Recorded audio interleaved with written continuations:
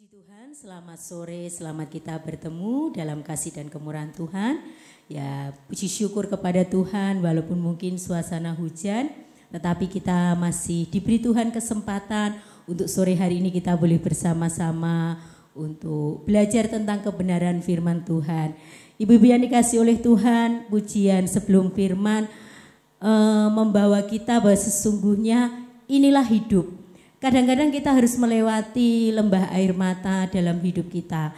Tetapi satu hal yang kita tahu bahwa kita tetap percaya Tuhan tidak pernah tinggalkan kita. Amin. Nah, sore hari ini kita akan bersama-sama belajar. Kita akan membuka di dalam Efesus pasal yang kedua ayat yang ke-10. Efesus pasal yang kedua ayat yang ke-10. Mari kita akan membaca satu ayat ini bersama-sama. Efesus pasal yang kedua ayat yang ke-10. Sudah ketemu semua? Mari di layar juga ada. Kita akan membaca satu ayat ini. Mari, 2, 3. Karena kita ini buatan Allah, diciptakan dalam Kristus Yesus untuk melakukan pekerjaan baik yang dipersiapkan Allah sebelumnya. Ia mau supaya kita hidup di dalamnya. Sekali lagi, 2, 3. Karena kita ini buatan Allah, diciptakan dalam Kristus Yesus untuk melakukan pekerjaan baik yang dipersiapkan Allah sebelumnya. Ia mau supaya kita hidup di dalamnya. Puji Tuhan. Wanita Esther yang dikasihi oleh Tuhan, ya. Pernahkah kita berpikir bahwa hidup kita itu memiliki sebuah tujuan? Kadangkala mungkin sebagai seorang ibu rumah tangga, ya kita memiliki tujuan begini. Saya hidup, bekerja, membesarkan anak. Kalau anak-anak sudah, orang bilang sudah selesai, mentas, selesai tugas saya, itu ya, bebas tugas saya. Ya, apakah itu tujuan hidup kita? Kalau kita meneliti dalam Efesus pasal yang kedua ayat yang ke-10, sesungguhnya dikatakan karena kita ini buatan Allah, diciptakan dalam Kristus Yesus untuk melakukan pekerjaan baik yang dipersiapkan Allah sebelumnya. Jadi Allah itu memiliki sebuah rencana dalam setiap kehidupan kita. Bukan hanya nanti kita membesarkan anak-anak sudah selesai, sudah tidak. Tetapi di dalam rencana Allah itu, Allah inginkan bahwa ketika kita melakukan rencana Allah, kita tetap hidup di dalam rencananya. Nah, yang jadi pertanyaan dalam hidup kita, hidup dalam rencana Allah itu susah apa gampang ya?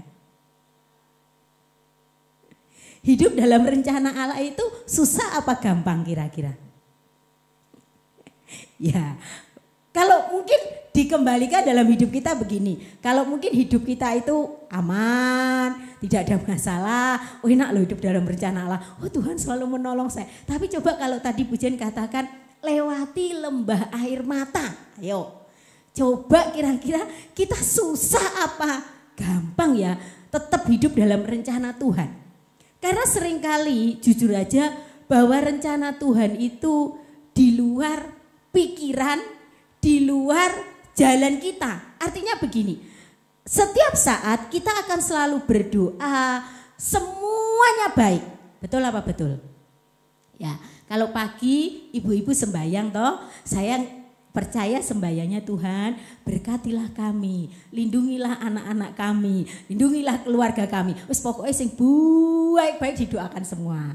Lah, begitu jebret terjadi sesuatu yang mungkin tidak baik, dan itu menjadi sebuah kejutan bagi kita. Masihkah kita berkata, oh ini tetap ya Tuhan rencanamu. Nah, kita akan melihat hidup dalam rencana Tuhan itu adalah sebuah proses di mana kita harus mengenal dengan benar bahwa apapun yang terjadi dalam hidup kita, firman Tuhan katakan karena kita ini buatan Allah, diciptakan dalam Kristus Yesus untuk melakukan pekerjaan baik yang dipersiapkan Allah. Dan kita mau tetap hidup di dalam rencana Allah, apapun yang terjadi dalam hidup kita. Mari kita melihat sebuah contoh di dalam Yohanes pasal yang ke-11. Yohanes pasal yang ke-11. Kita akan membuka ayat yang ke-1. Kita akan baca secara bergantian ayat yang sampai dengan ayat yang ke-6. Yohanes pasal yang ke-11 ayat yang ke-1 sampai yang ke-6. Kita akan baca ayat ini secara bergantian. Saya membaca ayat yang ke-1, nanti ibu-ibu, kaum wanita Esther membaca ayat yang kedua, bergantian. Ayat yang ke-6 kita akan membaca bersama-sama. Ya, Yohanes pasal yang ke-11 ayat yang ke-1, ada seorang yang sedang sakit, namanya Lazarus. Ia tinggal di Betania, kampung Maria dan adiknya Marta. Ayat yang kedua.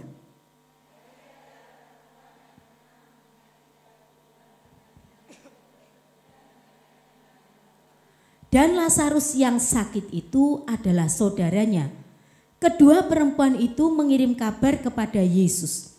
Tuhan, dia yang engkau kasihi sakit. Ayat yang keempat.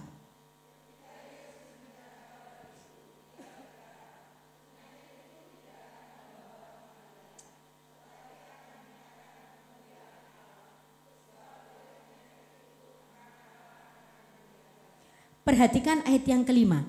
Yesus memang mengasihi Marta dan kakaknya dan Lazarus. Ayat yang ke-6 kita baca bersama-sama.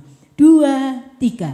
Namun setelah didengarnya bahwa Lazarus sakit, ia sengaja tinggal 2 hari lagi di tempat di mana ia berada. Puji Tuhan. Kaum wanita Esther yang dikasihi oleh Tuhan, kita tentunya sudah pernah sering kali mendengar kisah ini. Di mana keluarga yang sangat mengasihi Tuhan dan sangat dikasihi oleh Tuhan, itu juga tidak luput dari yang namanya masalah. Ya, kalau kita ngomong ora peh disayang Tuhan, ora enek masalah gitu ya. Apapun kehidupan kita, mungkin kita dekat dengan Tuhan, dibilang mungkin kita kesayangan Tuhan, tetap dalam hidup kita yang namanya hidup itu tetap ada masalah. Dan kita mendapati sebuah keluarga yang firman Tuhan mencatat keluarga ini adalah keluarga yang dikasihi oleh Tuhan. Yaitu keluarga Maria, Marta, dan Lazarus. Dan apa yang terjadi dalam keluarga ini ketika Lazarus saudara daripada kedua perempuan yang melayani Tuhan. Karena Betania ini adalah sebuah kota di mana seringkali bahkan setiap saat dalam setiap pelayanan Tuhan, ya Tuhan selalu singgah dan menyempatkan diri untuk mampir di rumah kedua saudara ini, Maria dan Marta ini. Tentu mereka memiliki sebuah hubungan yang baik dengan Tuhan. Tetapi kita melihat sebuah respon ketika Lazarus, ya saudara mereka sakit, dan kedua perempuan ini mengirim kabar kepada Yesus. Respon yang mengejutkan kita baca bersama-sama. Loh, kalau ibu-ibu misalnya punya saudara yang baik dengan ibu-ibu gitu ya, baik dekat dengan ibu-ibu, terus mengasihi keluarga ibu-ibu. Kira-kira kalau sakit ibu-ibu bilang gini, engkau tunggu mati nih gitu, baru ngendangi atau gimana? Gak ada ya, gak ada tunggu, kok saya nunggu mati aja, ya, gak ada. Pasti ketika dikirim kabar, ya, oh saudaranya ini sakit, mungkin ibu-ibu lagi repot, wes pokoknya ditinggal ngendangi dulu, betul apa betul? Ya, apalagi kalau rumahnya dekat ya, wes lupa kompornya nggak diperhatikan, lu langsung lari, wes pokoknya ngendangi gitu ya. Nah, tapi satu hal yang secara manusia ketika kita sepintas membaca, aneh ya Tuhan ya. Ketika dikasih kabar justru harus selek sama orang yang dikasihi. Saat dikasih kabar ya harus cepet-cepet. Firman Tuhan katakan dalam ayat yang ke-6 tadi. Namun setelah didengarnya bahwa Lazarus sakit, perhatikan ia sengaja tinggal 2 hari lagi. Kata sengaja itu berarti kayak seakan-akan gitu ya, kayak membiarkan gitu ya, wis ben loro dhisik.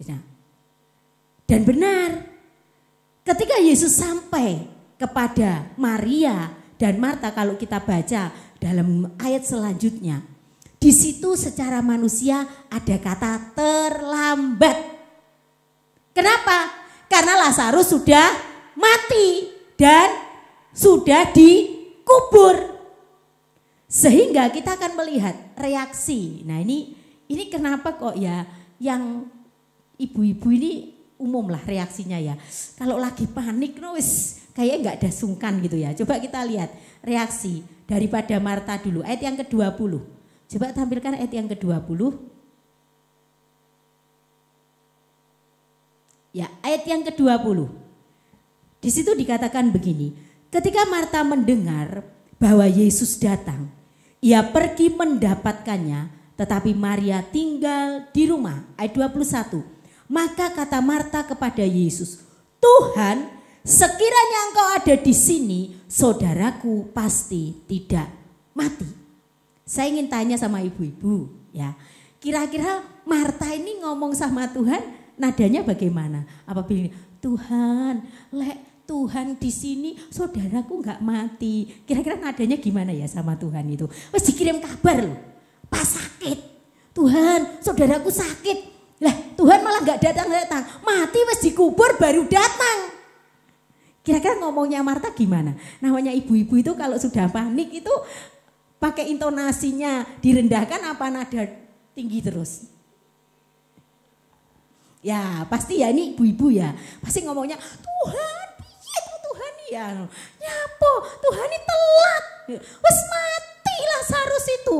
Ya, sebuah reaksi yang wajar gitu ya, karena namanya apalagi mungkin juga setengahnya jengkel gitu. Jengkel nggak ibu-ibu?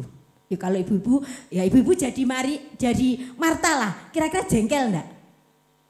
Kalau secara manusia pasti ada perasaan jengkel. Tuhan ini diomongin lah Tuhan. Ya kok enggak datang gitu ya.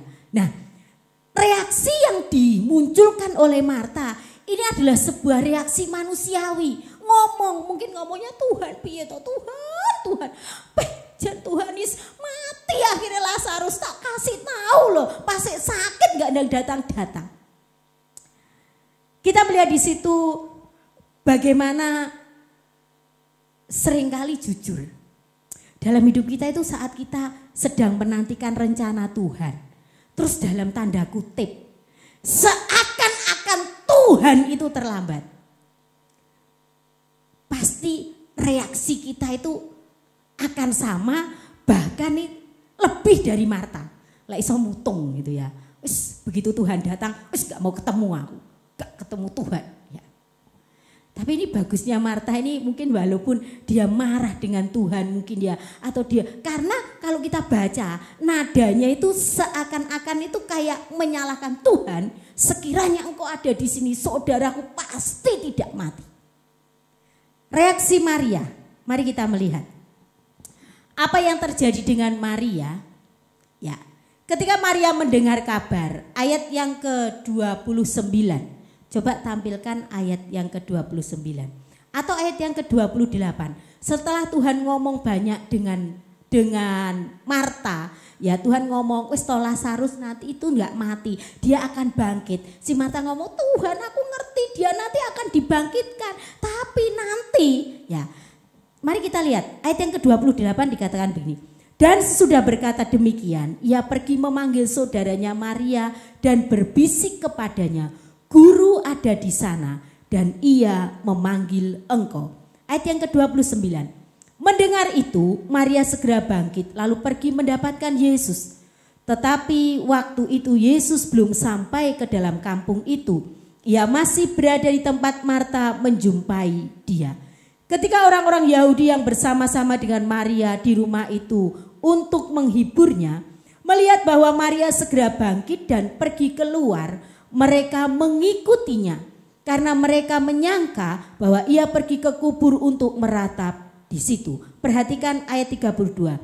Setibanya Maria di tempat Yesus berada dan melihat dia, tersungkurlah ia di depan kakinya dan berkata kepadanya, "Tuhan, sekiranya engkau ada di sini, saudaraku pasti tidak mati." Perhatikan ibu-ibu Esther, kata yang sama diucapkan oleh Marta juga diucapkan oleh Maria.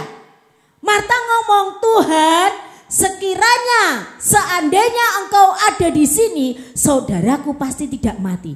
Hal itu pun sama diucapkan oleh Maria ketika Maria bertemu dengan Tuhan. Tetapi sikap yang berbeda didapati oleh Tuhan pada dua pribadi. Ketika Marta datang kepada Tuhan, dia langsung seakan-akan menyalahkan Tuhan, menunjuk Tuhan. Tapi kita melihat dalam ayat yang ke-32, Maria sekalipun dia ngomong hal yang sama, tapi memiliki sikap yang berbeda. Dikatakan setibanya Maria di tempat Yesus berada dan melihat dia, tersungkurlah ia di depan kakinya. Ibu-ibu, ternyata sikap yang berbeda saat meresponi sebuah persoalan dalam hidup kita, itu akan membuat sebuah sikap yang berbeda juga dengan apa yang terjadi dan apa yang akan dilakukan oleh Tuhan.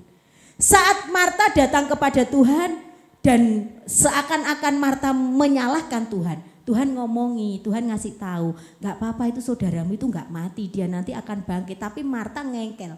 Tapi beda dengan Maria. Ketika Maria datang kepada Tuhan, ada sebuah kerendahan hati untuk dia datang sujud dan bersungkur di bawah kaki Tuhan.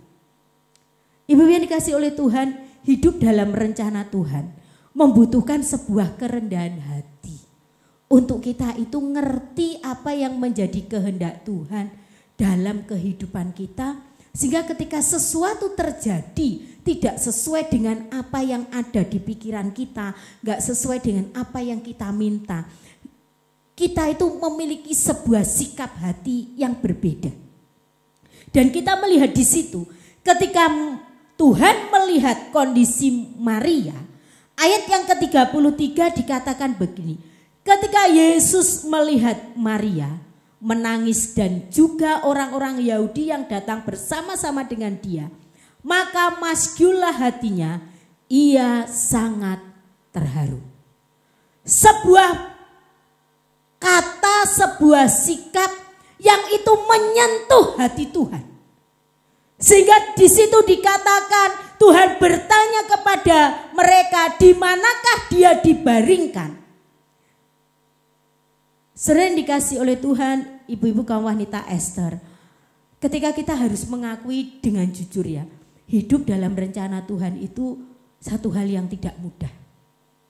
Perlu sebuah proses, perlu sebuah kerendahan hati untuk kita itu mengerti jalan Tuhan dalam hidup kita. Walaupun mungkin melewati lembah air mata. Tetapi ingat, tidak ada kata terlambat bagi Tuhan.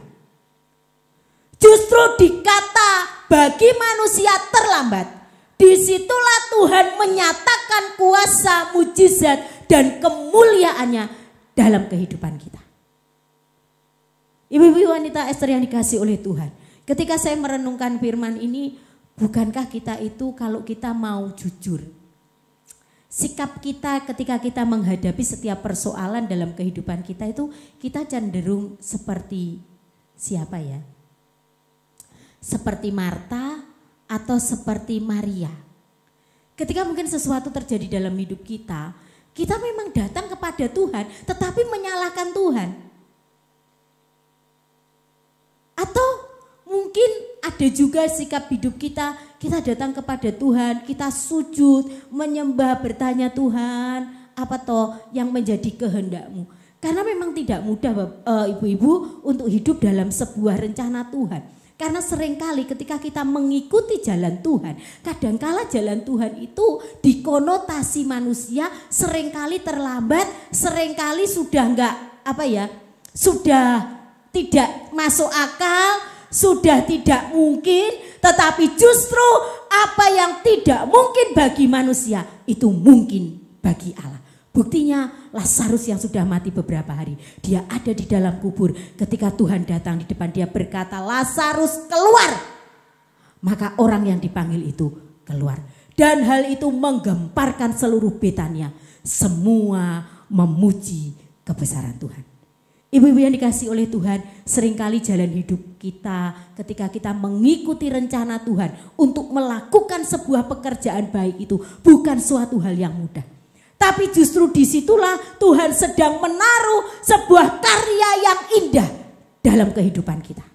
Dan menjadi satu pertanyaan bagi kita sore hari ini, mari kita bersama-sama bagaimana kita bisa mengerti rencana Allah dalam kehidupan kita ketika sesuatu terjadi bagi kita. Adalah mari kita mendekatkan diri semakin dekat kepada Tuhan. Dan ketika kita mendekatkan diri kita kepada Tuhan, kita akan semakin mengerti bahwa sesungguhnya Allah mau kita mengerjakan pekerjaan baik yang dipersiapkan bagi kita. Dan Allah ingin kita tetap hidup dalam rencananya. Karena apa? Tujuan hidup kita adalah untuk kemuliaan nama Tuhan. Ibu-ibu yang dikasih oleh Tuhan, sore hari ini mari. Mungkin sore hari ini kita mengalami sebuah pergumulan. Seakan-akan, lah Tuhan dari tahun 2022 atau mungkin dari 2021 atau 2020 atau 2019. Wes pesowi, sudah lama Tuhan gak dijawab-jawab pergumulanku. Sudah telat Tuhan.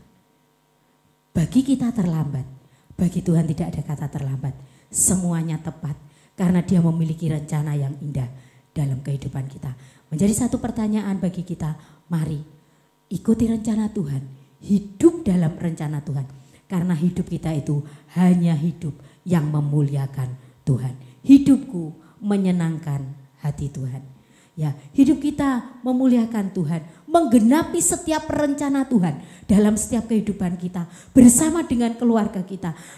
Ibu-ibu yang dikasih oleh Tuhan, kalau kita harus membuka mata kita hari-hari ini, bahwa tonggak daripada keluarga terdapat juga bukan hanya kepada kepala keluarga yang takut akan Tuhan, tetapi bagaimana seorang ibu itu juga duduk di bawah kaki Tuhan, takut kepada Tuhan, mengerjakan rencana Tuhan dalam kehidupannya, membawa anak-anak untuk semakin dekat kepada Tuhan. Karena hari-hari ini kalau kita melihat bagaimana iblis bekerja mengguncang rumah tangga Kristen. Ya, banyak hal. Kalau saya ngomong-ngomong dengan banyak teman-teman dari anak-anak saya, ya mereka ngomong kepada kami masalah pergumulan yang mereka hadapi. Ternyata ya hari-hari ini kita tidak bisa menutup mata bahwa dalam keluarga-keluarga Kristen banyak persoalan yang ada. Ya, mungkin kelihatannya di gereja waktu duduk oh baik-baik saja, ya. Oh, seakan-akan, tetapi seakan-akan menyimpan sebuah bara. Nah, bagi kita kaum wanita sujud di bawah kaki Tuhan, kita tahu hidup kita itu menggenapi rencana Tuhan. Ada anak-anak yang menjadi doa kita, ada suami, ada keluarga kita. Mari semakin kita dekat kepada Tuhan, kita tahu Tuhan memiliki pekerjaan baik yang dipersiapkan untuk kita kerjakan. Puji Tuhan. Mari kita akan tundukkan kepala kita. Hidupku menggenapi firman-Mu. Mari singer silakan. Haleluya. Haleluya. Haleluya. Haleluya. Haleluya Yesus. Terima kasih Tuhan. Terima kasih Tuhan.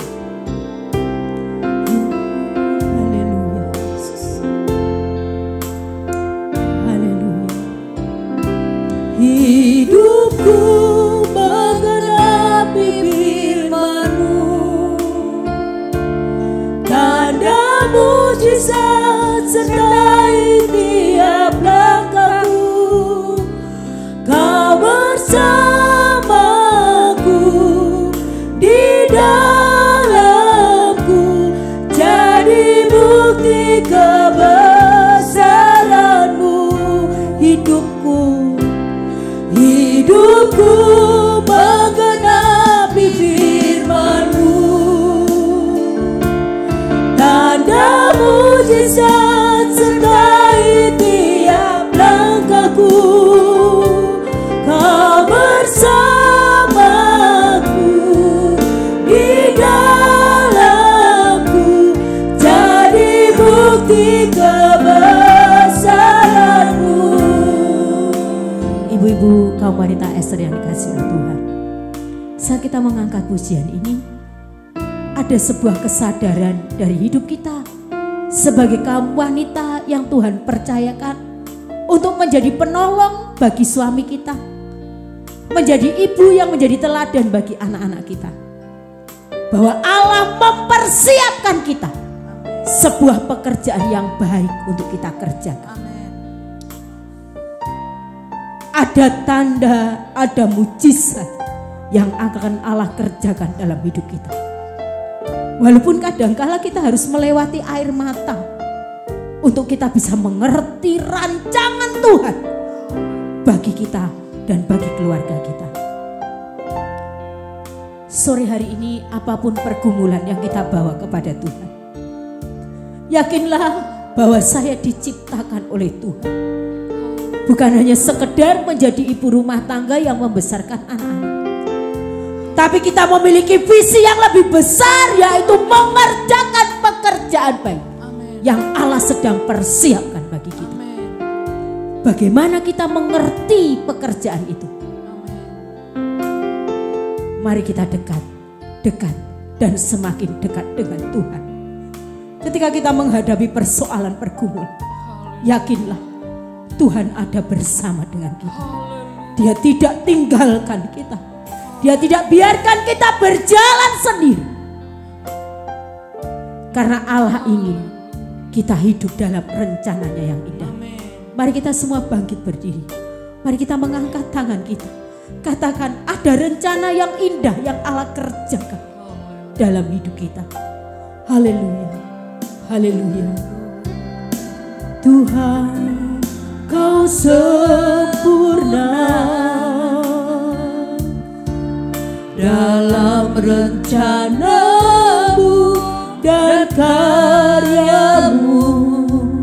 Ku serahkan hidupku, murnikan dengan Roh-Mu.